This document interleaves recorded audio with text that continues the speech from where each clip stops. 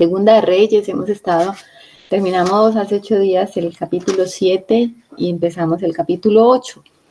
Una gran historia. Hemos estado centrados en el gran profeta Eliseo, este profeta que está bajo la sombra del profeta Elías, pero es un profeta por el cual el Señor hizo muchas proezas. Y eso es lo que estamos viendo en este tiempo. En el capítulo 7 estuvimos estudiando hace 8 días cómo cómo el rey de Siria, los sirios habían sitiado a Samaria y ellos comenzaron a tener una situación terrible. Vimos cómo el hambre llegó a tal punto que se comieron sus propios hijos. Eso es algo aberrante, eso ocurrió varias veces en el pueblo de Israel y pasaba solamente cuando había una apostasía y una desobediencia al Señor. Ustedes saben que esto estaba advertido. El Señor allá en Deuteronomio a través de Moisés tiene una advertencia para ellos.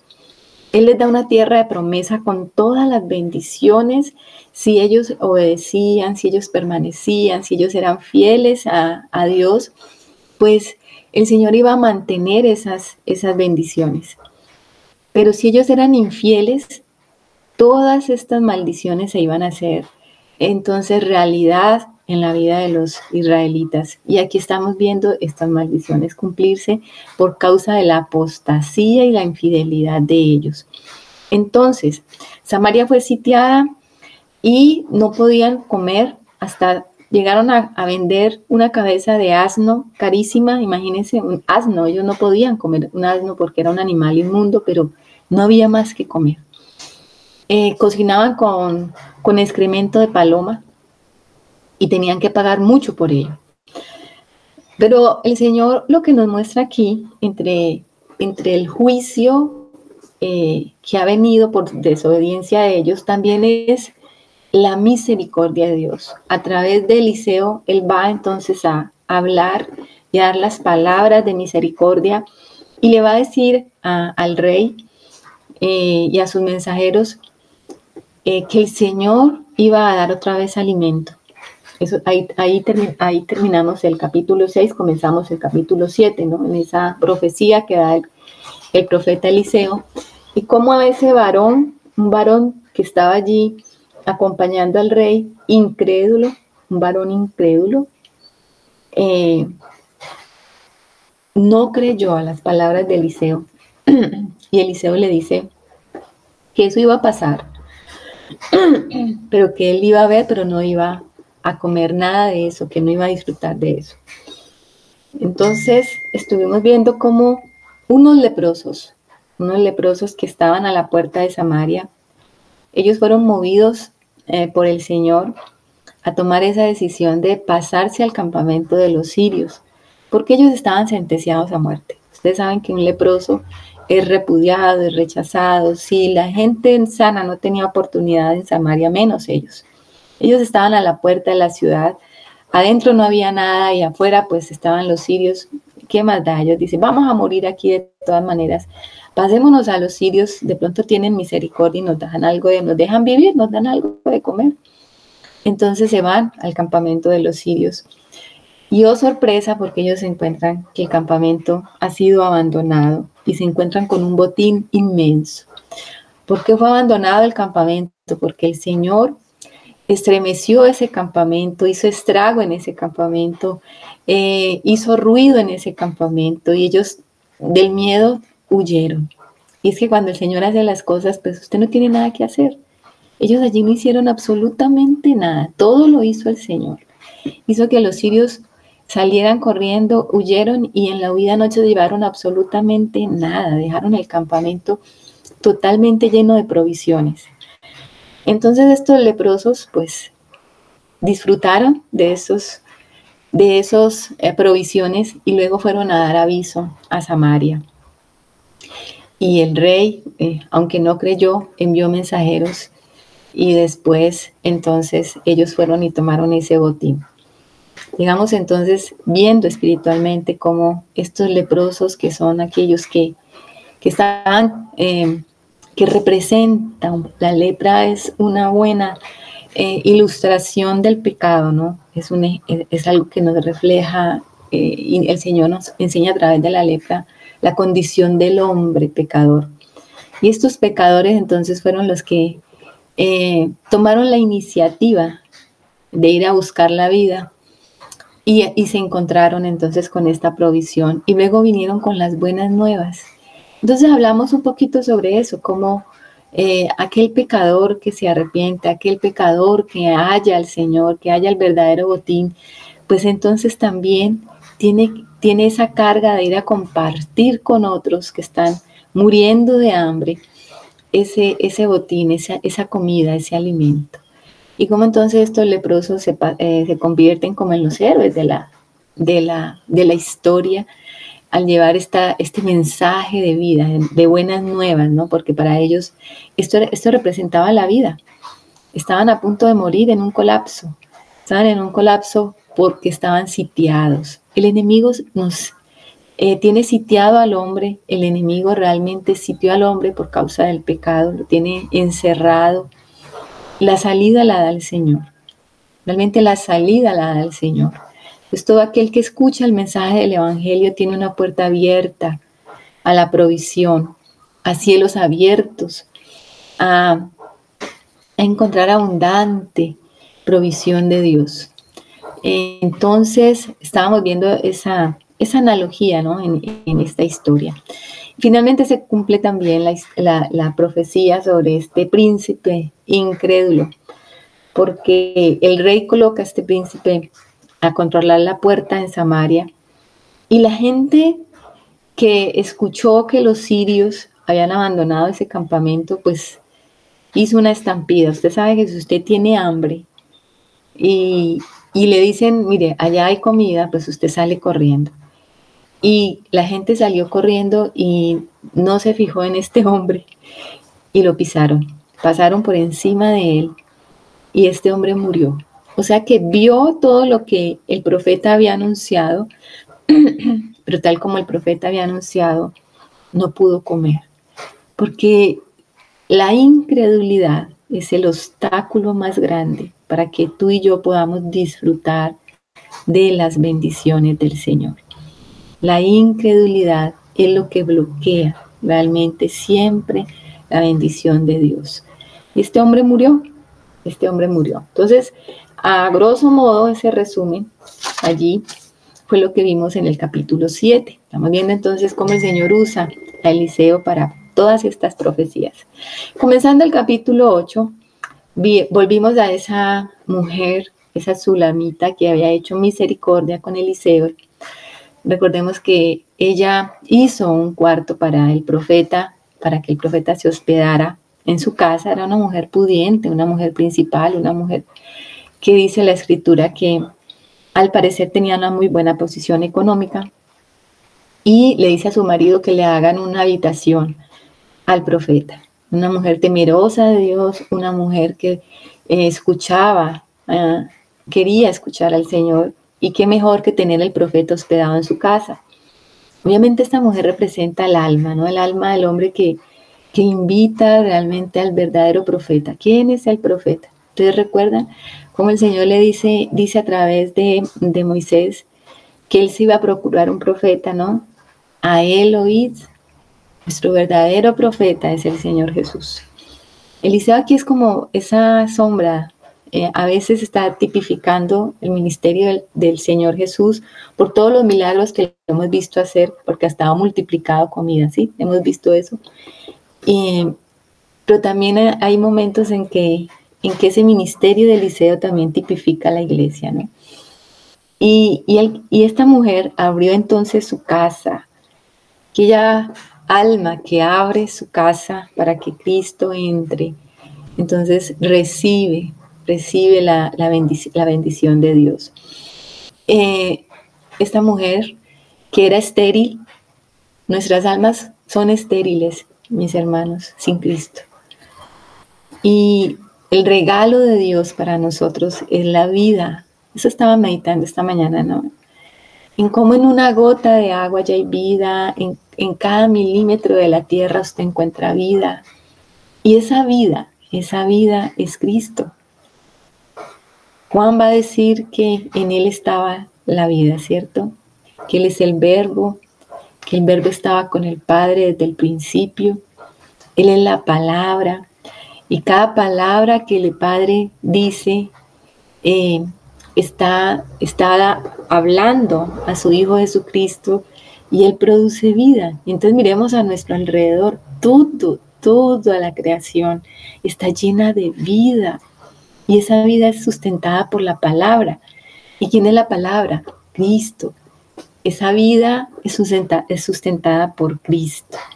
Y esa vida llega a nuestra alma, y cada milímetro de nuestra alma entonces es llena de la vida de Cristo. Y entonces esa mujer también estéril fructifica. Y esta mujer entonces dio a luz un hijo varón. Y ese niño enfermó y murió. Y entonces el profeta se encuentra con esta situación. Y allí ocurre ese milagro maravilloso de la resurrección. Como Eliseo también es como Elías, también va a haber entonces el milagro de la resurrección. Y este niño entonces es levantado de la muerte, tal como nosotros fuimos levantados de la muerte.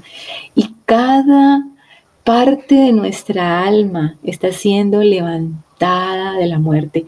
Nosotros no tenemos que estar en muerte, mis hermanos. Nosotros tenemos que vivir en vida, porque la vida está en nosotros. El que tiene al Hijo tiene la vida. No tenemos por qué vivir en muerte. Eso es una verdad que la Escritura nos está hablando esta mañana. Tiene que rebosar nuestra alma de la vida de Cristo. Y tiene que ser nuestra experiencia diaria. Entonces, estaba Jesse delante del rey, porque el rey estaba inquieto, es una diosidencia. Estaba conversando con Jesse y le estaba preguntando acerca de las proezas de Eliseo. Y Jesse le estaba justamente contando sobre esta tsunamita. Resulta que Eliseo le había dicho a la tsunamita que se fuera y que se cambiara y se pasara a los filisteos por un tiempo, porque venía una hambruna de 7 años. Así comienza este capítulo 8. Eliseo tenía en estima a esta mujer y le decía todas las cosas. Y fíjense esto, él va y le advierte y le dice: pásate con tu familia porque vienen 7 años de hambre, y ve y mora allá.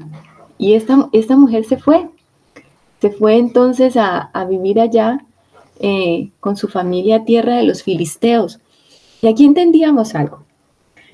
Los filisteos tipifican el mundo. Nosotros cuando estudiamos un poco todos estos pueblos, todos estos feos, encontramos que los filisteos tipifican el mundo. Y uno diría, bueno, ¿por qué el consejo del profeta es, por qué no váyase para Judá? O váyase para una región como menos complicada que Filistea, el mundo. Y entonces llegamos a viendo un poquito más espiritualmente, entendimos que hay momentos en que el Señor nos lleva también a usar las cosas del mundo para nuestro provecho. Hay momentos en que el Señor nos lleva y nos pone bajo la dependencia del mundo, pero que allí también está el Señor trayendo el sustento, ¿no? Y hablábamos un poquito de eso, dando un ejemplo, la salud, por ejemplo. Hay momentos en que el Señor permite una enfermedad y nos lleva a depender del sistema de salud. Tenemos que ir al médico, tenemos que hacernos exámenes, pero el Señor puede sanarnos, sí, pero nos pone a depender también a veces de esas cosas de la ciencia. Y tenemos que hallar al Señor en todo, sí, y tenemos que darle gracias a Dios por la ciencia, y tenemos que darle gracias a Dios por ese médico. Y cuando vayamos donde el médico, oremos por ese médico, para que ese médico haga un buen diagnóstico, para que el Señor que sustenta la ciencia sustente ese médico, y a través de ese médico nos pueda ayudar. Tenemos que aprender a ver al Señor detrás de todo. No podemos ser a veces súper espirituales y espiritualizarlo todo y decir, no, es que solamente el poder de Dios me tiene que sanar, porque hay muchas veces, mis hermanos, en que el Señor no nos va a sanar directamente, va a llevarnos a veces a depender de los filisteos. Créanme que sí, muchas veces nos va a llevar a depender de los filisteos, y en todo tenemos que ser agradecidos y tenemos que... esta mujer fue obediente, fíjense que ella no dijo, no, pero ¿cómo me voy a ir de los filisteos si tengo mi heredad aquí? ¿Cómo la dejo? ¿Cómo? No, ella fue obediente y ella se fue, confiando en que Dios la iba a sustentar y la iba a volver a traer y le iba a volver a dar su heredad. Y fíjese que eso fue lo que el Señor hizo. Porque justo cuando el rey llama a Jesse a preguntarle sobre las proezas de Eliseo, él le está contando todo esto. Él está diciendo, mire, y Eliseo, esta mujer llegó y era estéril, y Eliseo le profetizó y le dijo que ella iba a tener un hijo varón, y esta mujer, bueno, al principio dijo que no se burlara de ella, pero después creyó y dio a luz, y ese muchacho murió, y luego Eliseo lo resucitó. Y cuando él estaba diciendo todas estas cosas, entró la mujer, llegó la mujer allí delante del rey. Y entonces Jesse le dice, oh, señor mío, esta es la mujer y este es su hijo, al cual Eliseo hizo vivir. O sea, quería más evidencia el rey. Ahí estaba la mujer, ahí estaba, en el momento, en el lugar, diosidencialmente, todo se ajustó.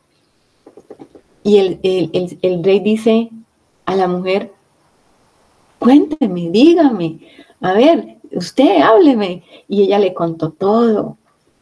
Y entonces el rey, sorprendido, le dice a los oficiales, devuélvanle todo lo que era de ella, devuélvaselo, con los frutos, con todo lo que la tierra le produjo desde el día en que ella la dejó hasta hoy. ¿Cómo les parece? O sea que ella fue restituida y se le añadió todo lo que en un momento había dejado atrás porque había hambre. Pero el Señor la sustentó por 7 años en tierra de los filisteos y la volvió a traer a su tierra, a su heredad, a su posesión. Entonces habíamos hablado un poquito de eso, cómo también el Señor tuvo que ir a Egipto, ustedes recuerdan, para que se cumpliese la palabra, de Egipto llamé a mi hijo. Y mire que los grandes hombres de Dios y de fe, desde Abraham, bueno, desde Jacob, porque recuerden que, no, Abraham está primero. Abraham tuvo que ir a Egipto también. Su hijo Isaac también estuvo en Egipto. Y luego Jacob con todos sus hijos estuvo en Egipto. Y el Señor Jesús también estuvo en Egipto. Y desde allí el Señor nos llama. O sea, el mundo es una realidad en la cual nosotros estamos. Y tenemos que aprender a vivir en el mundo como la oración que el Señor hizo. Yo no te pido que los saques del mundo, sino que los guardes del mal. Estamos en Egipto, así como esta mujer tuvo que ir allí a Filistea a depender de los filisteos, pero tenemos una heredad en el Señor. Nuestra verdadera heredad está en Cristo. Está en Cristo. Y Él es nuestra verdadera heredad. Él nos va a dar y nos va a restituir todo, mis hermanos. Todo viene de Él. Pero tengamos nosotros ese entendimiento. No tengamos miedo cuando el Señor nos lleve a depender de Filistea, de los filisteos. Porque a veces es necesario y es temporal, como dice el hermano Germancito. Eso es temporal, pero nuestra eternidad está en el Señor. Así que tengamos ese entendimiento para que no haya confusión. Yo sé que hay momentos en que el Señor permite situaciones, diversas situaciones, en las cuales nos pone a depender de los filisteos un tiempo, pero Él nos va a restituir. Esa es la promesa. Nos va a restituir todo en Él, todo en Él. Él nos ha dado esa tierra de promesa.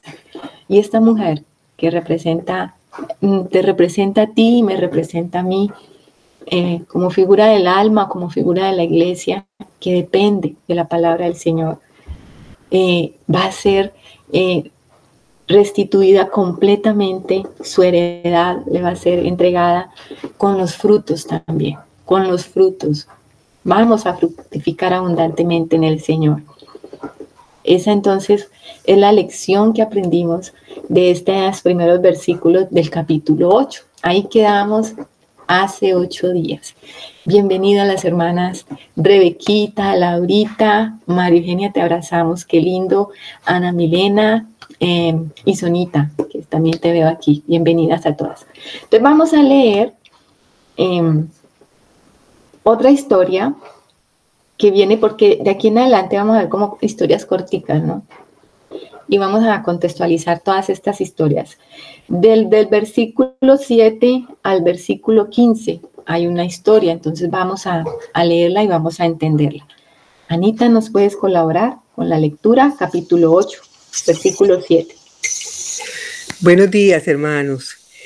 Eliseo se fue luego a Damasco, y Ben-Hadad, rey de Siria, estaba enfermo, al cual dieron aviso diciendo: el varón de Dios ha venido aquí. Y el rey dijo a Hazael: toma en tu mano un presente y ve a recibir al varón de Dios y consulta por él a Jehová, diciendo: ¿sanaré de esta enfermedad?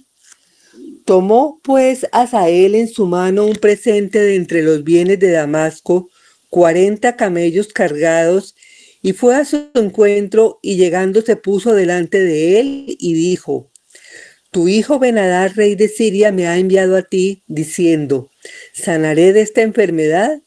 Y Eliseo le dijo: ve, dile, seguramente sanarás. Sin embargo, Jehová me ha mostrado que él morirá ciertamente. Y el varón de Dios le miró fijamente y estuvo así hasta hacerlo ruborizarse. Luego lloró el varón de Dios. Entonces le dijo a Hazael: ¿por qué llora mi señor? Y él respondió: porque sé el mal que harás a los hijos de Israel. A sus fortalezas pegarás fuego, a sus jóvenes matarás a espada, y estrellarás a sus niños y abrirás el vientre a sus mujeres que estén encintas. Y Hazael dijo: pues ¿qué es tu siervo, este perro, para que haga tan grandes cosas? Y respondió Eliseo: Jehová me ha mostrado que tú serás rey de Siria. Y Hazael se fue y vino a su señor, el cual le dijo: ¿qué te ha dicho Eliseo? Y él respondió: me dijo que seguramente sanarás. El día siguiente tomó un paño y lo metió en agua y lo puso sobre el rostro de Ben-Hadad y murió. Y reinó Hazael en su lugar. Amén. Amén. Bueno, aquí estamos viendo entonces el cumplimiento de otra profecía. Yo quiero que nos devolvamos un poquito. Ahí pase su escritura a Primera de Reyes, capítulo 19, porque de aquí en adelante vamos a ver el cumplimiento de esto. Esto que está pasando aquí es el cumplimiento de la palabra que Dios le dio a Elías. En el capítulo 19 de Primera de Reyes, después de la revelación de Dios a Elías, usted recuerda cuando él se reveló allá en el monte y que el Señor pasaba y que había un poderoso viento y que se rompían los montes y que las peñas se quebraban, y que después de todo lo que pasó en el viento apacible era que el Espíritu, que el Señor estaba, ¿no? Elías quería terminar ese ministerio. Elías estaba cansado. Era tanta la carga de Elías que él como que no podía soportar con esto. Y pedía a Dios que lo matara. O sea, yo no quiero llevar esta carga, Señor, y le pedía a Dios que lo matara, pero el Señor no lo mató. Pero sí se lo llevó, y antes de llevarse al cielo a Elías en ese torbellino, él le anuncia y le dice todas las cosas que van a pasar. Aquellos que desarrollan una relación cara a cara con el Señor tienen ese privilegio, y es poder conocer las cosas de primera mano. Es poder sentarse delante del Padre y el Señor decirle: esto va a pasar, esto. El anticipar todas las cosas. Y eso es lo que hace el Señor con Elías.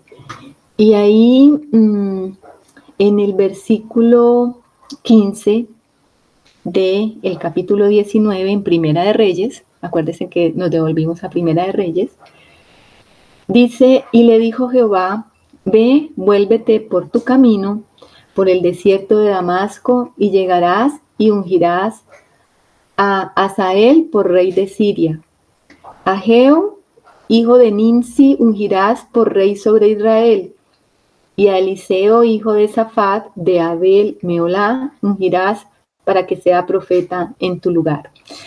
Fíjese que le da 3 instrucciones claras a Elías. Uno era el rey de Siria, o sea, allá, lo externo, el mundo. Otro era el rey de Israel. Estamos hablando de situaciones políticas. El rey de Israel, del pueblo de Dios. Y el otro era el profeta que lo iba a reemplazar. 3 personajes importantes. Pero nosotros no vemos en la escritura que esto ocurre en este orden. Y fíjese que le está diciendo a Elías que él iba a ungir, pero esto no ocurre. Elías no es el que hace esta unción. Ni Elías fue allá a Siria y buscó a Hazael y lo ungió. No. Esto tenía que tener un cumplimiento, un tiempo. Lo que sí hizo Elías en su momento y en su tiempo, y lo primero que sí hizo, fue ungir a su sucesor, que es Eliseo. A Eliseo entonces fue el primero que él ungió. Y realmente el que iba a perpetuar, o no, la palabra no es perpetuar, sino a hacer, más bien, a ejecutar, era Eliseo. Eliseo era el que iba a ejecutar estas profecías y estas palabras que el Señor le había dado a Elías. Pero era como si Elías lo hubiera hecho, ¿se da cuenta? Elías no lo hizo Eliseo, pero como Eliseo era su discípulo y Eliseo era el que llevaba sobre sí la unción de Elías y la carga y el ministerio, heredó ese ministerio de Elías. Eliseo entonces fue el que hizo todo lo que el Señor le había revelado a Elías. Y eso es lo que está pasando aquí. Eso es lo que está pasando aquí. Aquí se está cumpliendo entonces esa primera parte.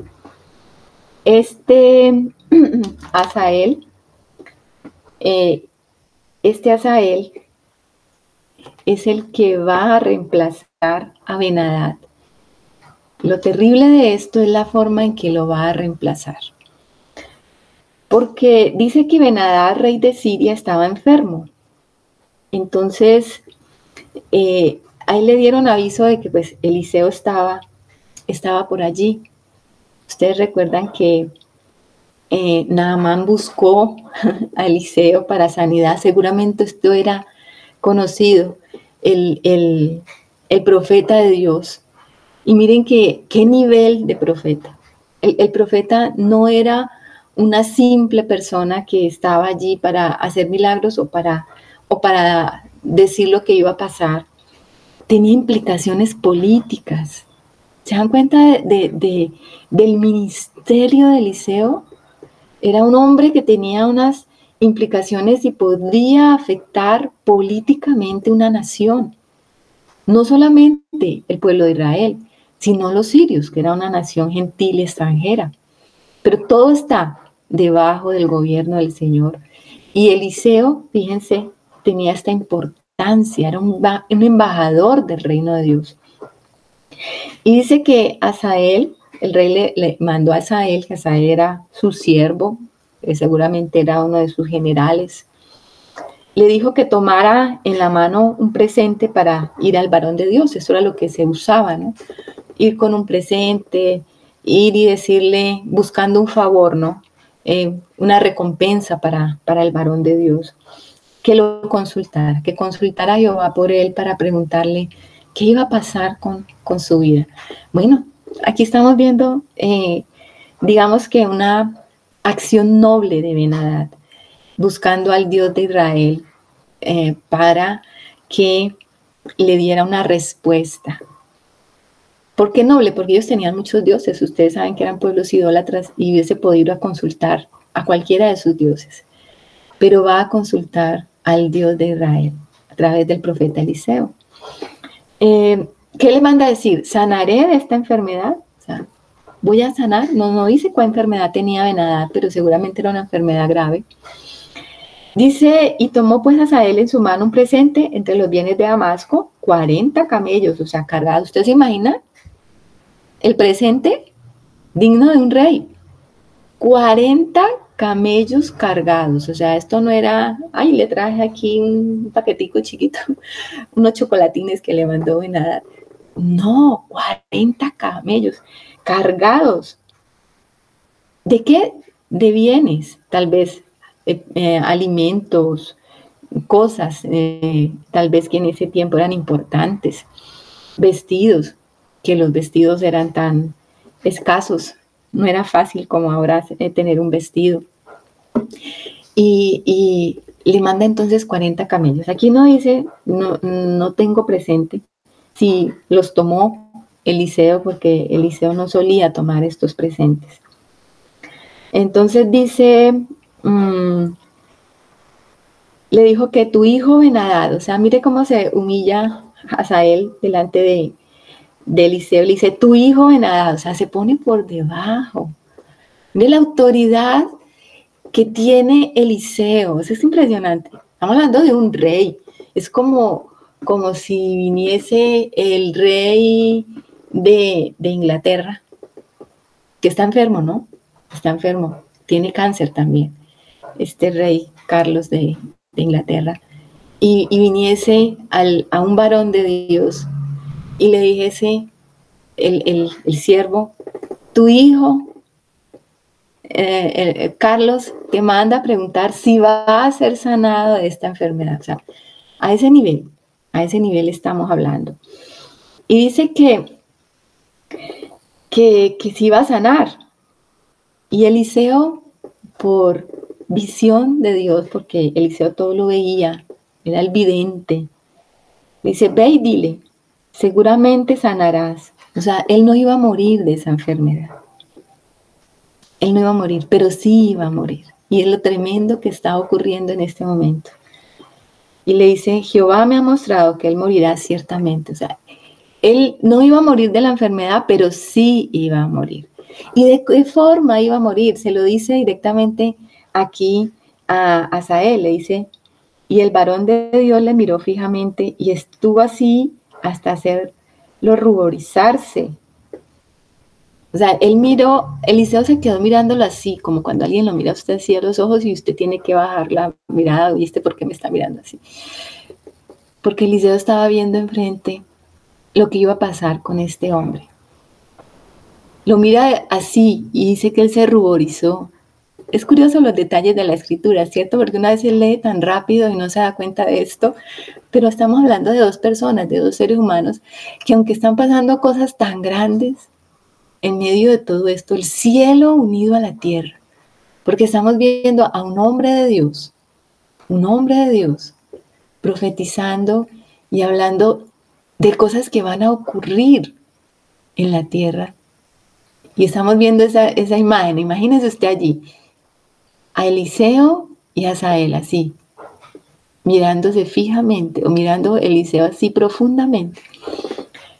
¿Y cómo sería lo que estaba viendo Eliseo, que se pone a llorar? Y entonces este hombre, que no entendía qué estaba pasando, le dice, ¿por qué llora mi señor? O sea, él estaba totalmente humillado bajo Eliseo. Y él le respondió, porque sé el mal que harás a los hijos de Israel. O sea, este hombre había sido levantado para mal sobre Israel.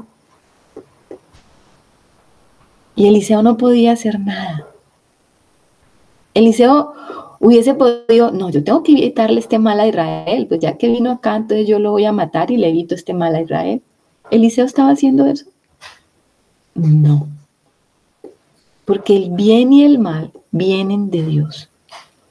Y este juicio lo trajo Dios y lo tenía que traer Dios sobre Israel por causa de su pecado, por causa de la apostasía. por causa de la apostasía. Y lo que iba a vivir Israel, ya habíamos visto parte de esos juicios. Desde acá nosotros venimos viendo los juicios de Dios como en escala, ¿no? Allí hambruna, ¿se acuerdan? Esos años de hambruna que por la boca de Elías se cerró el cielo y por 3 años y medio no llovió, y mejor dicho, terrible, ellos pasaron mucha hambre. Ahora ya vemos aquí después cómo los enemigos iban entrando y saqueando el sitio, cómo Siria sitió a Samaria. Vimos cómo hasta los hijos se los estaban comiendo cosas inmundas. Se estaban cumpliendo las maldiciones de Deuteronomio sobre ellos por la apostasía. Y aquí venía más juicio, y juicio terrible, porque dice la palabra, dice, sé el mal que harás a los hijos de Israel, a sus fortalezas pegarás fuego, o sea, iba a quemar las ciudades, a sus jóvenes matarás a espada, y estrellarás a sus niños, y abrirás el vientre a sus mujeres que estén encintas. ¿Se imagina eso? Y eso pasó. Literalmente, las incursiones que hacían estos pueblos eran bárbaras, así era. Mataban todo. ¿Por qué sacaban los hijos de los vientres? Para matar la descendencia. Querían exterminar, acabar con todo. Así era. Un poco, no me meto en política, pero un poco lo que hizo Hamás en estas últimas incursiones a Israel. Mataron así a los niños, violaron a las mujeres, exterminaron todo, querían exterminar, y en todo lo que encontraron a su paso lo acabaron. Ese era el tipo de incursiones que hacían estos pueblos. Y Eliseo estaba viendo eso, estaba viendo con sus propios ojos el mal que venía, pero Eliseo no podía evitar esto. ¿Por qué? Porque por palabra de Dios se había dicho, un momento.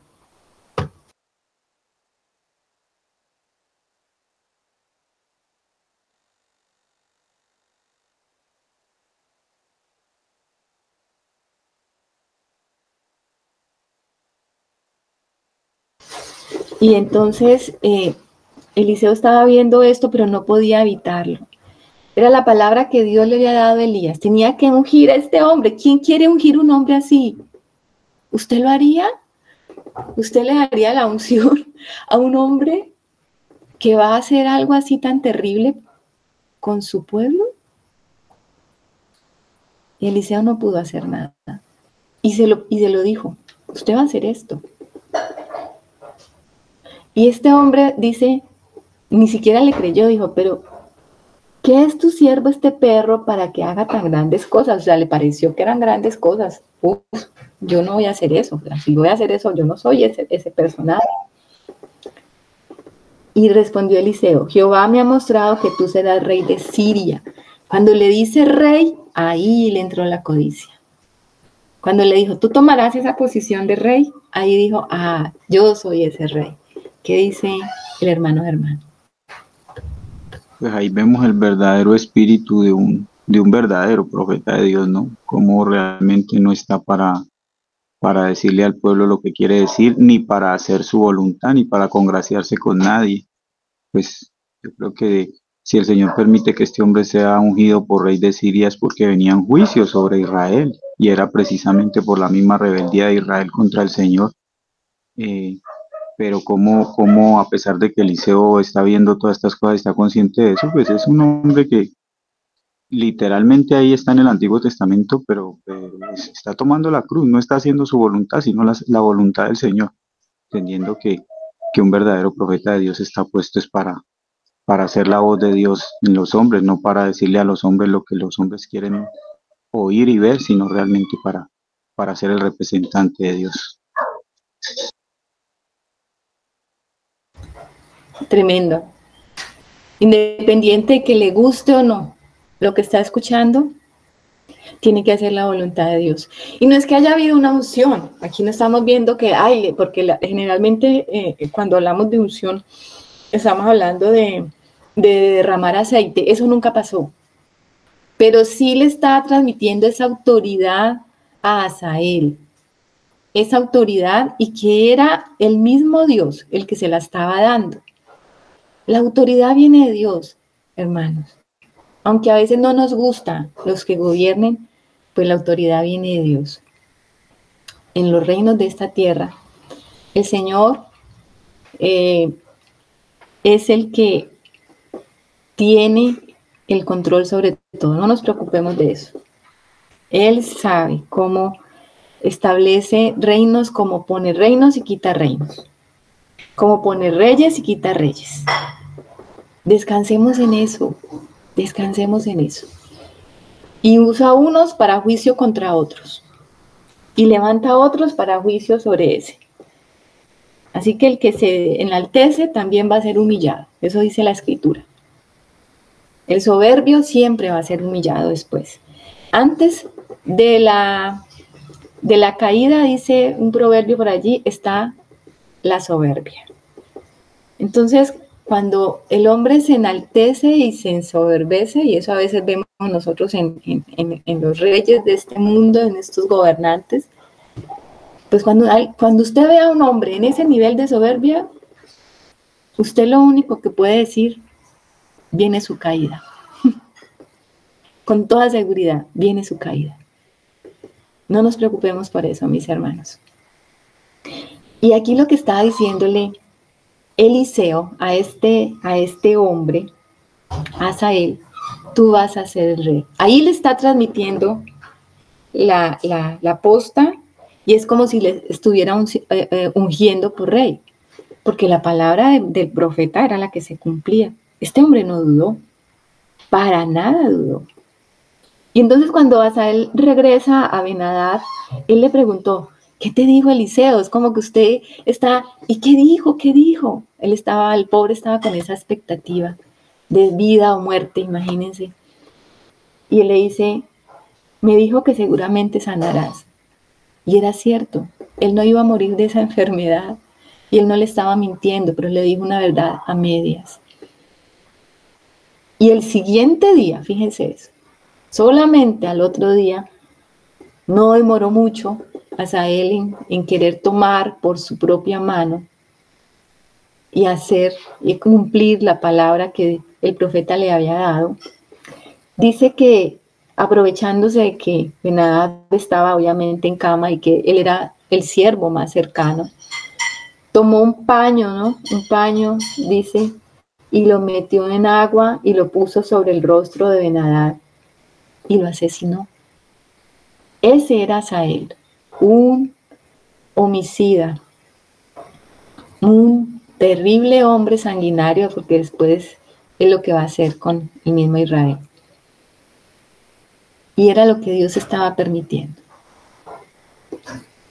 A veces hay hombres sanguinarios y los vemos actuando en el mundo, y el Señor les da su tiempo de traer juicios. ¿Por qué? Solo el Señor lo sabe. Pero también tiene después su tiempo con esos hombres, y también van a recibir juicio conforme a lo que ellos también han sembrado, van a cosechar. O sea, la justicia de Dios nunca falla. Entonces, esta es la primera parte del cumplimiento de esa profecía de cómo se iban a establecer nuevos gobiernos en Siria e Israel, y ya se había cumplido la parte del profeta sucesor, que era Eliseo, y aquí se estaba entonces cumpliendo la parte de los reinos, de los reyes. El Señor tiene todo bajo control. Eso es lo que podemos nosotros establecer y ver en este momento. Sigue entonces otra historia, otro paréntesis aquí, y vamos a ver el reinado de Joram. Ahora ya incluye el libro de Reyes otro Joram. Recuerden que el rey de Israel, que son las 10 tribus del norte, también se llama Joram, hijo de Acab. Pero este Joram que reina en Judá es hijo de Josafat. O sea que hubo un momento en que coincidieron Joram en Israel y Joram aquí en Judá. Los mismos nombres y parientes. parientes, y eso lo vamos a ver. Entonces, vamos a leer desde el versículo 16 hasta el versículo 24. ¿Quedó claro entonces lo que estuvimos viendo del 7 al 15? ¿Cierto, hermanos? ¿Alguna pregunta? Muy claro. Ok, bueno. En el 5.º año de Jorán, hijo de Acab, rey de Israel, y siendo Josafat rey de Judá, comenzó a reinar Jorán, hijo de Josafat, rey de Judá. De 32 años era cuando comenzó a reinar, y 8 años reinó en Jerusalén. Y anduvo en el camino de los reyes de Israel, como hizo la casa de Acab, porque una hija de Acab fue su mujer, e hizo lo malo ante los ojos de Jehová. Con todo eso, Jehová no quiso destruir a Judá por amor a David su siervo, porque había prometido darle lámpara a él y a sus hijos perpetuamente. En el tiempo de él se rebeló Edom contra el dominio de Judá y pusieron rey sobre ellos. Joram, por tanto, pasó a Zair y todos sus carros con él, y levantándose de noche atacó a los de Edom, los cuales le habían sitiado, y a los capitanes de los carros, y el pueblo huyó a sus tiendas. No obstante, Edom se libertó del dominio de Judá hasta hoy.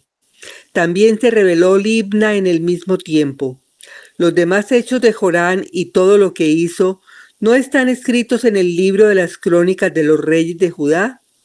Y durmió Jorán con sus padres y fue sepultado con ellos en la ciudad de David. Y reinó en lugar suyo Ocosías, su hijo. Ok, entonces aquí entramos a ver una parte de, del reinado de Joram. Joram en Judá, para que no nos confundamos. Este Joram es de Judá. ¿Quién es Joram? Dice que es hijo de Josafat. ¿Con quién? Con una hija de Acab. ¿Cómo les parece? Ustedes recuerdan que nosotros vimos la historia de Josafat y que este Josafat era un hombre temeroso de Dios, un hombre que hizo todas las cosas, hizo algo especial en Judá, y era establecer el culto como el Señor lo había dejado bien establecido. Hizo que los sacerdotes y los levitas enseñaran al pueblo la ley. O sea, era un hombre temeroso, y todo su reinado fue, digamos que, ejemplar en muchos aspectos, pero cometió un error terrible. Nosotros ya esas historias las leímos. Él quiso hacer la paz. Y para hacer la paz con Israel, recuerden que era un reino dividido, y seguramente una de las ambiciones que tenía Josafat, la escritura no lo dice, pero uno lo puede llegar a concluir por todo lo que él hizo, era como unificar otra vez el reino. Él tenía ese deseo como de unificar el reino y llegar como a un acuerdo, y volvamos otra vez a lo que teníamos antes con Salomón. Él tenía como esas ideas románticas, y por eso va y hace una alianza con Acab. Las alianzas de esta época se sellaban con compromisos matrimoniales. Ustedes recuerdan que eso fue lo que hizo el rey de Israel cuando hizo alianza con Sidón, y entonces permitió que Acab se casara con Jezabel. Y así ellos entonces hacían esas alianzas para tener, emparentar y ya no tener conflicto. Si usted emparenta con alguien, somos ya parientes, o sea, es mi yerna, mi nuera, o sea, mis nietos, entonces ya vamos a ser parientes. Entonces no hay problema. Somos una misma familia y ya no nos vamos a atacar. Así era que se hacía la parte, digamos que se llegaban a resolver estos conflictos, y se iba mucho más allá de la diplomacia y llegaban a ser familiares. Entonces, Joram era hijo de Joram, era hijo de Josafat, pero se había casado con una hija de Acab. Este hombre entonces comienza a reinar allí en Israel, en Jerusalén, perdón, en Judá, y dice que anduvo en los caminos de los reyes de Israel. ¿Por qué anduvo en los caminos de los reyes de Israel? Sencillo, porque aquí lo dice, como hizo la casa de Acab, porque una hija de Acab fue su mujer e hizo lo malo ante los ojos de Jehová. Claro, él se casó entonces con esta mujer que se llamaba Atalía, luego vamos a ver ese nombre, porque vamos a leerlo, allá en Crónicas, que va a ampliar un poco la historia. Y tal como Acab con Jezabel, este hombre entonces adoptó toda la cultura pagana que tenía Israel. Y así se contaminó también Judá. Se da cuenta de que la buena intención que tenía Josafat, aunque el Señor no lo mató, recuerden que el Señor le perdonó la vida por todas las cosas buenas que había hecho, él sí hizo esto malo. Y eso lo heredó y lo trajo y lo dejó allí en su descendencia. O sea que miren las acciones que nosotros podemos hacer, que tienen repercusiones, tal vez no para nosotros en un momento, pero sí a nuestras generaciones. Sí va a traer ese problema a nuestras generaciones. Entonces, un acto que para él era en ese momento tal vez lo que tenía que hacer, Josafat nunca lo consideró lo suficiente y trajo la contaminación a Judá, porque Joram, que era su hijo primogénito, lo sucedió después de la muerte, y este hombre estaba casado entonces con una hija de Acab que estaba contaminada por Jezabel. Con todo esto dice Jehová no quiso destruir a Judá por amor a ¿quién? A David. Siempre vamos nosotros a ver como referente a David. Bendiciones, Germancito. Entonces, dice que no quería quitar la lámpara de Judá y de Israel era David, seguía siendo David. ¿Queremos nosotros dejar un legado? Aprendamos del corazón de David. No de los hechos de David, que fueron cuestionables muchos de ellos, pero sí ese corazón de David, ese corazón que siempre quería hacer la voluntad de Dios, establecer el verdadero culto, la verdadera adoración a Dios. Dice en la lámpara de David y sus hijos perpetuamente. En el tiempo de él se rebeló Edom contra el dominio de Judá y pusieron rey sobre ellos. Mire lo que se va perdiendo. Estamos hablando de reino. Estamos hablando de reino. El Señor ya les había dado a ellos ese territorio, les había dado dominio. Ustedes recuerdan que con David ellos conquistaron prácticamente toda la tierra de promesa. David es el rey porque ni en la época de los jueces ellos alcanzaron a tener todo el dominio, sino que David es el que va a conquistar toda la tierra que el Señor les dio en heredad, de norte a sur. Y Edom estaba al sur. ¿Quién es Edom? Edom es Saúl. Esaú. ¿Ustedes se acuerdan? Jacob, Esaú. Esaú es Edom. Los edomitas eran descendientes de Esaú. Edom. Edom se parece al nombre Adán, porque viene de esa misma raíz, rojo. Ustedes recuerdan que Esaú era como pelirrojo, velludo. De ahí viene ese nombre. Entonces, estos eran los descendientes de Esaú. Se liberaron. Ya habían conquistado a Edom. ¿Qué significa espiritualmente Edom? La carne. Nosotros tenemos en el Señor la promesa de esa conquista de la carne, ¿cierto? De someter la carne. Ese es un enemigo que el Señor reina y gobierna sobre él. Y estaban sometidos, o sea, la carne estaba sometida allí. Pero dice que en este reinado de Joram, un reinado donde el paganismo entró, donde comenzó a hacer las mismas cosas que estaban haciendo los de Israel, la apostasía entró, empezaron a perder el dominio. ¿Y por dónde comenzaron? Por la carne. ¿Qué dice mi hermana Janet? No, quería hacer una pregunta, Martica. De acuerdo, buenos días, hermanos, para los que no he saludado.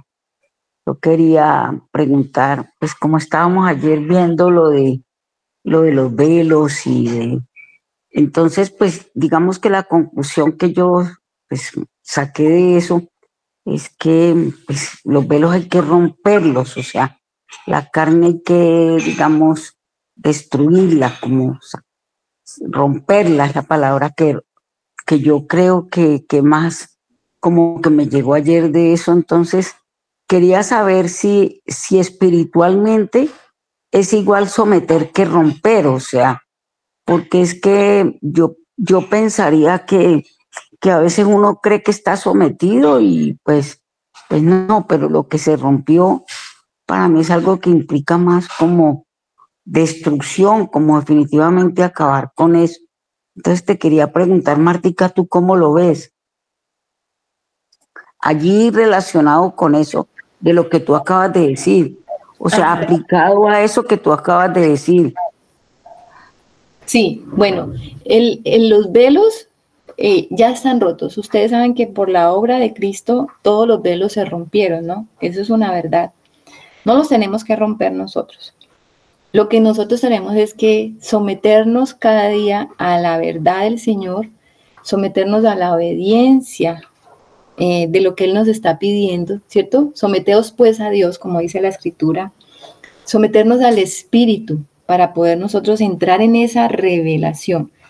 Comparado con esto, el Señor ya les había dado la tierra y ya les había dado la victoria, ¿cierto? ¿Qué pasó aquí? Entró la apostasía, entró la rebeldía, entró otra vez el pecado, ¿cierto? Entonces, ¿qué pasó? Perdieron lo que ya tenían. Entonces, ¿nosotros tenemos esa victoria sobre la carne? Sí. Pero si nosotros no nos sometemos al Espíritu, no tenemos la experiencia de la victoria. No tenemos esa experiencia. Sino que vuelve otra vez a señorearse la carne sobre nosotros. Y eso es lo que está pasando aquí. Edom estaba bajo ese dominio de Judá, pero como ellos entran en pecado, entonces la carne toma fuerza, se independiza y dice que establecieron un rey. ¿Cómo les parece? No tenían rey, eran siervos. Y resulta que ahora entonces se enseñorean y ya tienen un rey, se fortalecieron. Entonces, eso sí es lo que pasa cuando nosotros no nos sometemos al Espíritu. ¿Se fortalece qué? La carne. La carne está vencida. El Señor ya la venció. Ese velo se rasgó. Pero si yo fortalezco mi carne por mi pecado, porque vuelvo otra vez a la apostasía, me separo del Señor, comienzo a tomar cosas que no son, comienzo a tener otra vez comunión con esas cosas que Él ya había liberado en mi vida, entonces, ¿qué se fortalece otra vez? La carne. No sé si me hago entender y es satisfactorio para ti la respuesta, Janecita. Totalmente, Martica, me quedó muy, muy claro. Muchas gracias. Bueno, entonces estamos viendo acá que ya tenían ellos la victoria y la perdieron. Perdieron, ¿por qué? Porque volvieron atrás, porque entró la apostasía, porque comenzaron a hacer lo malo ante los ojos del Señor, siguiendo el camino de Acab. Es terrible y es tremendo, y uno dice, ¿a qué horas? Esto es tan sutil, mis hermanos, es tan sutil, que el Señor nos ayude. Que el Señor nos ayude. Hay tantas cosas que pueden estar entrando de a poco a nuestro corazón. Que el Señor nos permita examinarnos, porque podemos estar tomando cosas cosas de allá que son de la apostasía, que no glorifican al Señor, ídolos, cosas que Él ya quitó y cortó, podemos estar retomando y nos van a llevar entonces a una caída y a perder el dominio sobre la carne. Y la carne entonces se va a comenzar a enseñorear de nosotros. Ay, ay, ay. Y dice que Edom se libertó del dominio de Judá hasta hoy. Imagínense eso. Hasta el momento en que se escribió esto, se había liberado. Y también Libna. O también perdieron el control y el dominio sobre Libna. Los demás hechos de Jorán y todo lo que hizo están inscritos en el libro de las crónicas. Entonces, aquí en Segunda de Crónicas, capítulo 21, ustedes van a encontrar la historia también de Jorán, muy parecida, pero con algunos detalles, unos detalles adicionales, y vamos a leerlo porque por eso es que uno dice, tremendo lo que este hombre hizo, pero también tremendo lo que el Señor hizo con él. Los juicios de Dios sobre su vida. Ponle cuidado. Dice en Segunda de Crónicas, capítulo 21, no nos vamos a confundir, cambiamos de libro para leer la historia de Jorán. Dice, durmió Josafat con sus padres y lo sepultaron con sus padres en la ciudad de David. Y reinó en su lugar Jorán su hijo, quien tuvo por hermanos, hijos de Josafat, a Azarías, Jehiel, Zacarías, Azarías, Micael y Cefatías. Todos estos fueron hijos de Josafat, rey de Judá. Y su padre les había dado muchos regalos de oro y de plata y cosas preciosas y ciudades fortificadas en Judá. Pero había dado el reino a Joram, porque él era el primogénito. Fue elevado pues Joram al reino de su padre, y luego que se hizo fuerte, mató a espada a todos sus hermanos, y también a algunos de los príncipes de Israel. ¿Se dan cuenta lo que hizo este Joram? Mató a los hermanos. Al parecer no eran hijos de la misma mamá, sino que eran hijos de Josafat, seguramente con concubinas, con otras mujeres. Pero los mató a todos y a todos los príncipes. O sea, él quería solo el reino para él. Aquí se trataba de solamente como el dominio de él sobre todas las cosas, y no quería competencia. Y acabó con todo. Y nosotros podemos ver que detrás de esto que este varón hizo está su mamá, Atalía. Y después lo vamos a ver por qué. Eso fue un consejo. Entonces dice, fue elevado pues Jorán al reino de su padre en el 4, y luego que se hizo fuerte mató a espada a todos. Dice el 5, cuando comenzó a reinar era de 32 años y reinó 8 años en Jerusalén. El 6 dice, y anduvo en los caminos de los reyes de Israel, como hizo la casa de Acab, porque tenía por mujer a la hija de Acab, e hizo lo malo ante los ojos de Jehová. Mas Jehová no quiso destruir la casa de David a causa del pacto que había hecho con David, y porque le había dicho que le daría lámpara a él y a sus hijos perpetuamente. En los días de este se rebeló Edom, ya lo vimos. Entonces pasó Jorán con sus príncipes y todos sus carros, y se levantó de noche y derrotó a los edomitas que le habían sitiado y a todos los comandantes de sus carros. No obstante, Edom se libertó del dominio de Judá hasta hoy. El 11 dice, además de esto hizo lugares altos en los montes de Judá, e hizo que los moradores de Jerusalén fornicasen tras ellos, y a ello impelió a Judá. ¿Cómo le parece? Todo lo que Josafat había establecido, que era lo contrario, este heredero suyo, pero pues él se empeñó en que este Jorán fuera su heredero. Él mismo fue el que lo hizo allá emparentar con Acab. Mire lo que está haciendo ahora Joram. Está trayendo a Judá a la fornicación, a la idolatría. Ustedes saben que un lugar alto, estos lugares eran de adoración y seguramente eran lugares de adoraciones a ídolos. Y Dios es un Dios celoso. Cuando nosotros colocamos ídolos, lugares altos, un lugar alto que podamos nosotros poner, un lugar alto que podamos poner nosotros son esas cosas que le damos mucha relevancia en nuestra vida y comenzamos a adorar esas cosas que no son el Señor. Llámese posición, llámese pronto trabajo, llámese dinero, llámese cosas de este mundo. Esas cosas van a comenzar, las ponemos en un lugar alto.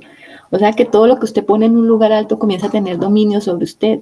Porque ¿qué dijo el Señor? Que todo lo que pisara la planta de nuestro pie es nuestro. O sea que si no está abajo, sino que está arriba, me está dominando. Personas. Ponemos a personas, ponemos cosas en lugares altos y nuestro corazón se pervierte tras estas cosas. Y comenzamos a tener entonces apostasía en nuestro corazón. Y tal vez llevamos a otros a que hagan esto con nosotros. Porque no obstante, que lo hizo tal vez para él, pero tras él llevó todo el pueblo. ¿Se da cuenta del ejemplo? A veces podemos estar dándole un mal ejemplo a otros. Arrastrando con nosotros o nuestro pecado a otros. Y dice, y le llegó una carta del profeta Elías que decía, es curioso esto, ¿no? Yo no sé si esto es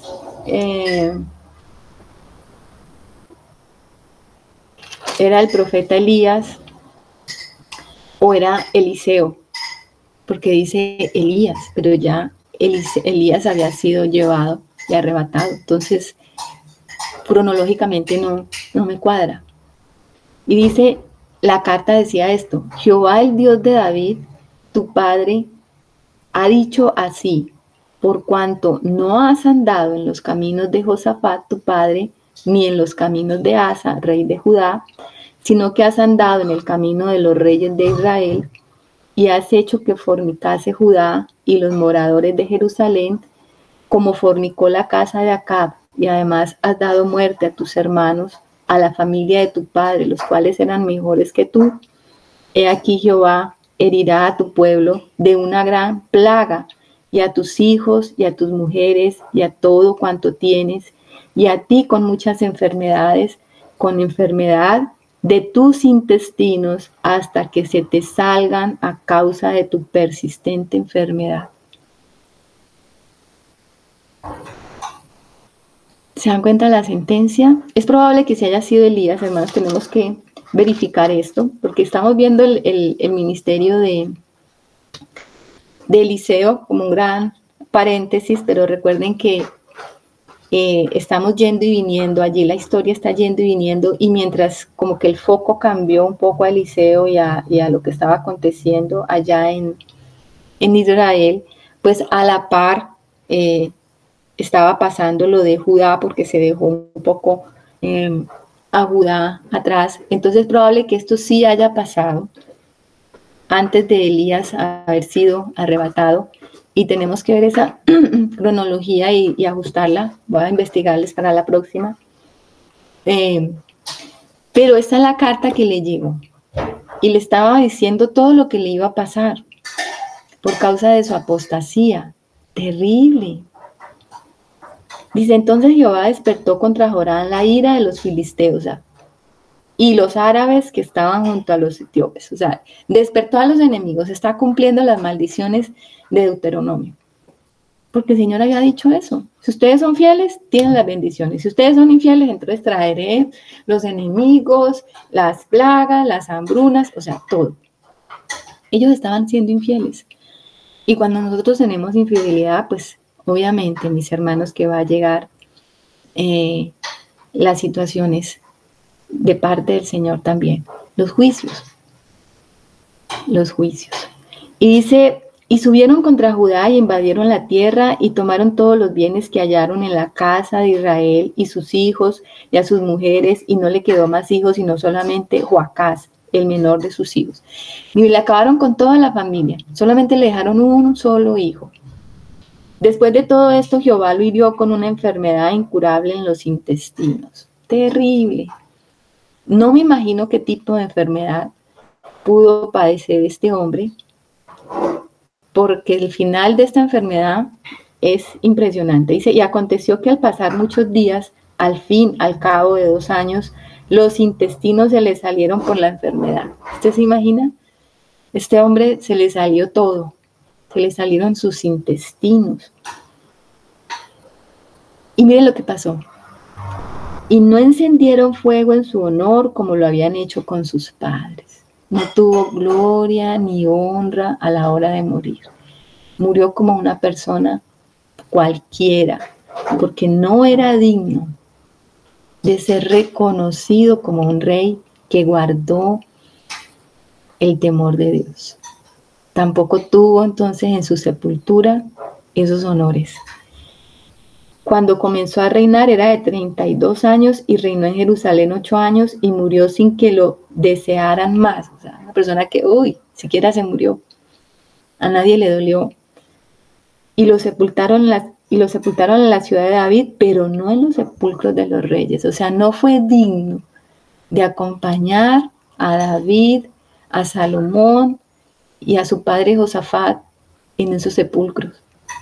No lo honraron, sino que fue desechado por toda la maldad que introdujo en Judá, porque esto trajo juicio para Judá. Esto trajo juicio. Ellos comenzaron a perder todo lo que el Señor ya les había dado a través de David. Entonces, miren lo que pasa cuando tenemos apostasía. Nosotros estamos leyendo todas estas historias, ustedes saben, porque de alguna u otra manera de estas historias estamos extractando las enseñanzas, los principios que también se aplican a nuestra vida. Si esto ocurrió en las sombras, ¿qué nos hace pensar que no va a ocurrir en la realidad? Nosotros hoy en día estamos en la realidad espiritual de esto. Ellos tuvieron la tierra física, nosotros tenemos la tierra espiritual. Nosotros tenemos ya esto en nosotros mismos. Eso es lo que vivimos diariamente. Pero ¿qué está esperando el Señor de nosotros? Que ya nos dio la tierra por heredad. Cada uno de nosotros tenemos la tierra. La tierra es nuestra alma, nuestra posesión. Es lo único que cada uno de nosotros tiene, nuestra alma. Y ese es un territorio que el Señor ya nos dio. Él ya lo ganó en la cruz por nosotros y para nosotros. Y Él quiere llenar esa tierra y ahí están todas las bendiciones en Él. Él ya compró esa tierra. Y todos los enemigos ya los desalojó. Porque vimos que David era ese tipo de Cristo. Y como todas esas batallas que David venció, que ganó, que hizo, pues representaban a Cristo peleando contra todos nuestros enemigos. Y el Señor nos ha llevado de victoria en victoria. Él ha adiestrado nuestras manos para la batalla. Y nosotros hemos ido conquistando el terreno de nuestra alma con el Señor. Pero si volvemos atrás, pero si decidimos emparentar con Acab, con la apostasía, con Jezabel, ¿qué puede pasar? No vamos a conservar la bendición, vamos a perder. Y por eso es que la Escritura dice que guardemos nuestra salvación con temor y temblor. No porque la vayamos a perder, lo que el Señor ya hizo, lo hizo. Pero ¿qué vamos perdiendo? Perdemos el dominio, el señorío, el gobierno.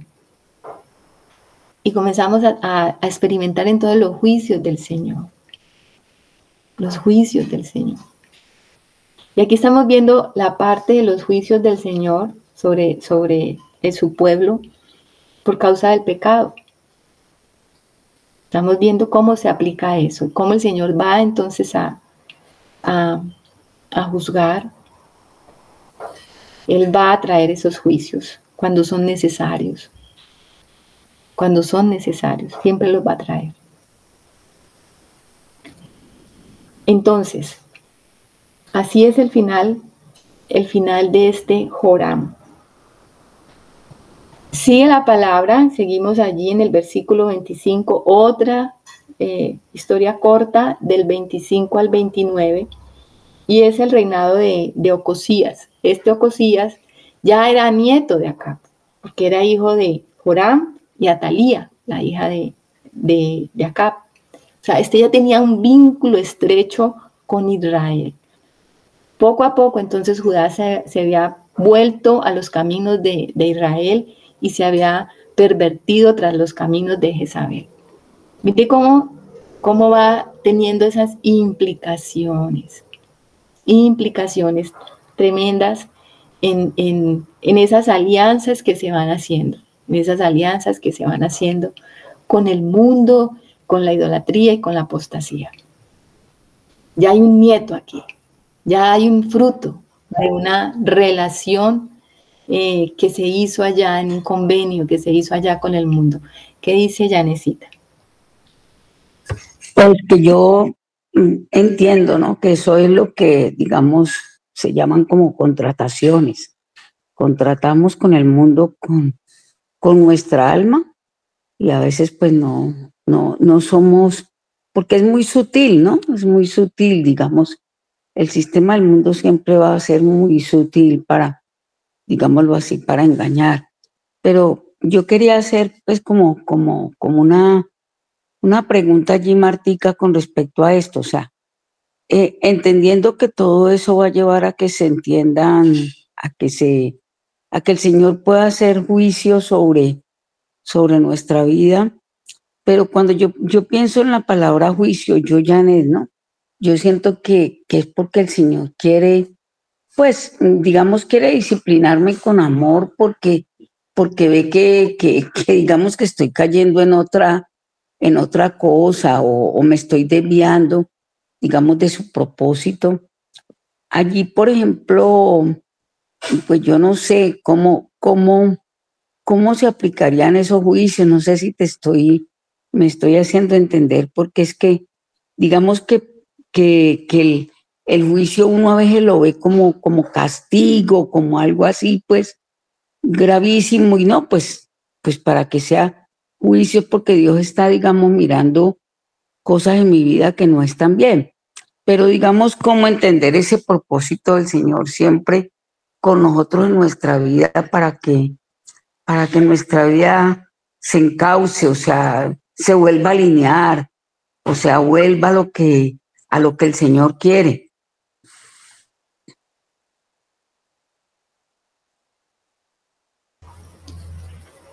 A ver, Yanecita, entonces vamos a establecer esa diferencia de juicios. ¿Cómo se establece siempre los juicios del Señor? ¿El Señor va a permitir juicios sobre nuestra vida? Sí. Lo va a permitir porque usted sabe que nosotros pues estamos en ese proceso de santificación. Y los que no conocemos nuestro corazón, pues somos nosotros. Entonces, en ese proceso de santificación, en ese proceso de conversión, llamémoslo así, de nuestra alma al Señor, pues van a ocurrir muchas cosas. Van a venir tribulaciones y van a venir situaciones complicadas, todas estas cosas van a pasar, ¿cierto? Y eso es normal.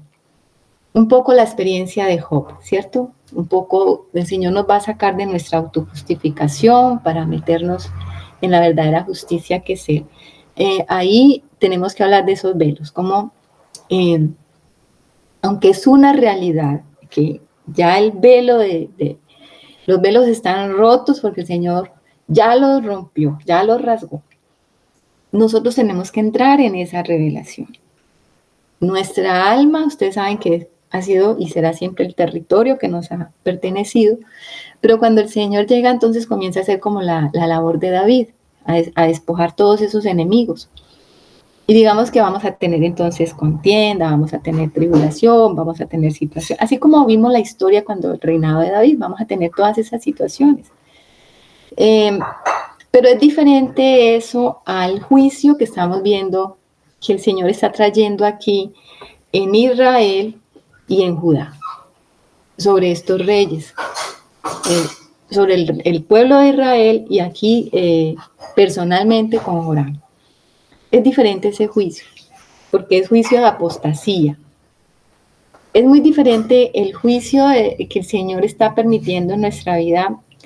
Cuando hablamos de juicio, asocie la palabra juicio siempre con orden para que nosotros la podamos comprender. Cuando hablamos de juicio es porque el Señor está trayendo orden. Entonces es muy diferente el orden que el Señor está trayendo a nuestra alma que está entregada a Él, que estamos diciéndole, Señor, establece tu justicia en mí, llévame cada día más a encaminarme por tus caminos. Entonces, ¿qué va a empezar a hacer el Señor? Va a empezar a ordenar mi vida. Y pueda que al ordenar mi vida, mis prioridades y mis cosas, eso traiga para mí sufrimiento y aflicción. ¿Sí me hago entender? Porque está removiendo y está el Señor haciendo cambios. Y de pronto para esos cambios está permitiendo situaciones. Voy a poner un ejemplo. Digamos que usted es una persona que ha sido muy trabajadora, muy empeñosa, y usted conoce al Señor y la bendición usted empieza, es que el Señor me ha bendecido mucho y sí, usted, y el Señor bendice y el Señor, pero el Señor tiene que trabajar porque vea esto, y usted mantiene como lleno de que sí, el Señor me bendice y ha bendecido y usted está como en esa parte de la bendición de Dios, ¿cierto? Un poco como Job en eso, ¿cierto? Pero resulta que el Señor le quiere mostrar que esa bendición no depende de usted. Y le da la vuelta. Le da la vuelta. Y todo lo que usted de pronto hacía y se le despiporró. Ya no le salen los negocios, ya se le cayó la economía, empieza usted a tener problemas económicos y usted dice, pero ¿qué pasó? El Señor me estaba bendiciendo y usted empieza a preguntarse ¿y en qué fallé? Y vienen los amigos como los de Job y le dicen es que usted tiene un pecado, usted pecó, usted hizo algo malo. Y usted dice, no, yo no, por el contrario, yo me estaba portando así, correctamente en todo. Y yo nunca he defraudado al Señor porque mire esto y el Señor por eso me bendecía. Pero el Señor le quiere enseñar a usted otra cosa. Que la cosa no depende de su esfuerzo ni de usted. Y entonces usted tiene que aprender cada día a depender de la misericordia de Dios, de cómo el Señor te manda hoy la provisión de a poquito, y entonces te amplía y te corre el velo. Ahí te corre el velo, Yanecita, y te deja ver que es el cielo el que se abre para proveerte. Que no es tu fuerza, que no es que te estás portando muy bien y que por eso está la bendición, sino que es por pura misericordia de Dios. Y entonces, terminada esa prueba, usted le es corrido el velo y usted sale de esa prueba como Job. Rejuvenecido, usted puede ver al Señor de una manera más gloriosa, usted ya no depende de las cosas de este mundo, si las tiene o no las tiene, si trabaja o no trabaja, usted ya ve al Señor en una dimensión diferente. Eso es diferente con los hijos de Dios. Estamos caminando, buscándolo a Él, y que Él necesita poner en orden nuestras prioridades y nuestra visión. Primero Él. Primero Él. Lo mismo en toda fortaleza que nosotros tengamos, la salud, la familia, Él va a probar todo eso. Y todo lo que no esté bien en el orden, porque Él es el primero, el Señor le va a dar la vuelta. Y vamos a tener tribulación y vamos a pasar por situación complicada, sí. Ese es juicio, el Señor está poniendo en orden. ¿Quién es primero? Él. Y lo demás lo va a someter a Él. Eso lo tiene que vivir todo hijo de Dios. Pero eso es muy diferente al juicio de Dios por apostasía. Y aquí tenemos que establecer esa diferencia para que no haya confusión. El juicio de Dios por apostasía es otra cosa. Si yo me aparto del Señor, si yo comienzo a volver a untarme del mundo y a coger cosas del mundo, yo no puedo esperar que el Señor traiga cosas buenas sobre mí. Yo no sé hasta dónde yo pueda llegar con esto. Y es lamentable, y lo hemos visto. Nosotros dolorosamente tenemos un caso muy cercano donde había todo esto, había bendición de Dios, había dinero, y el hermano pensaba que porque tenía todo esto, él estaba bien con el Señor. Pero había muchas cosas que no estaban bien, y este hermano nunca entendió meterse en esos procesos de Dios, de establecer el orden de Dios en su casa, y el Señor le quitó todo. En un día este hombre estaba perdiendo su esposa, perdiendo su empresa. Y de ahí en adelante, en 7 años, él perdió su vida. Y su casa se derrumbó. Y toda la prosperidad que él tenía, y todo lo que conocíamos de él como la bendición, quedó en ruinas. Total ruina.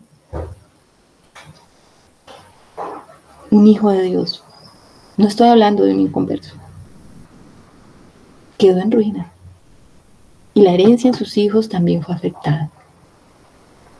Entonces, esto es serio, mis hermanos. Esto es serio porque todo tiene implicaciones. Nosotros tenemos una gracia que nos ha sido dada muy grande, pero tenemos que cuidarla.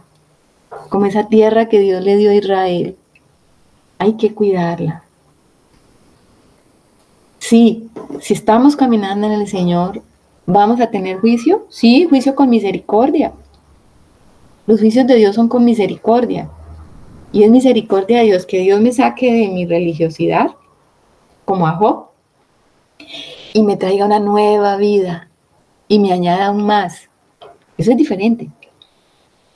Pero los juicios de ira de Dios, como el de Joram, es diferente, por apostasía, por rebeldía y por rebelión. Y también se dan en medio del pueblo de Dios. Estamos hablando del pueblo de Dios. Joram es de Judá. Estamos hablando del pueblo de Dios. Y el otro Joram también, de Israel, también va a recibir el juicio. Y toda la casa de acá va a recibir un juicio terrible. Esto lo vamos a seguir viendo de aquí para allá. Entonces, es bueno que establezcamos esa diferencia. Juicio con misericordia y juicio de ira. Para que no nos confundamos. Porque seguramente estamos pasando por alguna situación complicada, decimos, pero entonces es por mi apostasía, es porque yo soy como Joram. No necesariamente, mi hermano. Usted puede ser un hijo de Dios dedicado, un hijo de Dios que está buscando al Señor.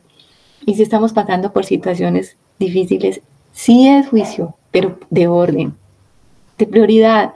El Señor está estableciendo prioridad y seguramente va a correr el velo y te va a permitir y nos va a permitir verlo a Él en una gloria mayor y diferente cuando la prueba sea superada y cuando salgamos victoriosos de toda prueba.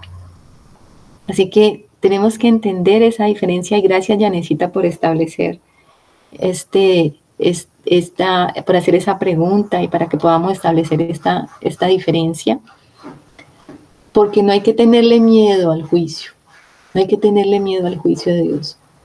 Los juicios de Dios son necesarios para nosotros.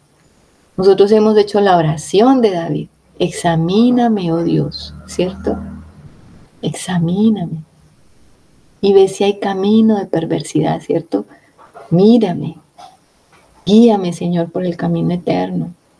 Nosotros hemos hecho oraciones así, que a veces le decimos que es la oración kamikaze, es examíname y júzgame.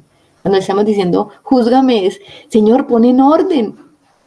pone en orden mi vida, porque yo puedo estar haciendo cosas que no son, que están en desorden. Yo puedo estar pensando que están bien, pero de pronto no están tan bien a los ojos de Dios, porque yo soy limitada para ver eso. Pero el Señor, que ve todas las cosas y conoce las verdaderas intenciones de mi corazón, entonces es el único que puede venir y decir, eso está en desorden, venga, y me da la vuelta. Y cuando me da la vuelta, ay, me duele, porque me derrumba todo lo que yo tengo allí y coloca lo que sí es. Y no tenemos que tenerle miedo a eso. Tenemos que darle gracias al Señor que está trabajando con nosotros. Si somos fieles, usted y yo sabemos cuando estamos siendo fieles. Como Job sabía que él era fiel. Y pueda que los amigos vengan y empiecen a señalar y a decirle, pero es que usted hizo esto, usted puede decir no. Por el contrario, estoy buscando más al Señor en este tiempo. Y pueda que usted se enoje y le duela mucho lo que sus amigos le dicen. Hasta hermanos de la iglesia te van a juzgar. Pero usted sabe, y el Señor sabe qué es lo que está haciendo el Señor. Y al final, mi hermano bello y amado, va a haber una transformación gloriosa si estamos siendo fieles. Una transformación maravillosa y no tenemos que tenerle miedo a eso. Eso es diferente al otro juicio, al juicio sin misericordia. ¿Por qué? Porque el juicio sin misericordia sí está juzgando la apostasía. Y eso es otra cosa. Hoy nos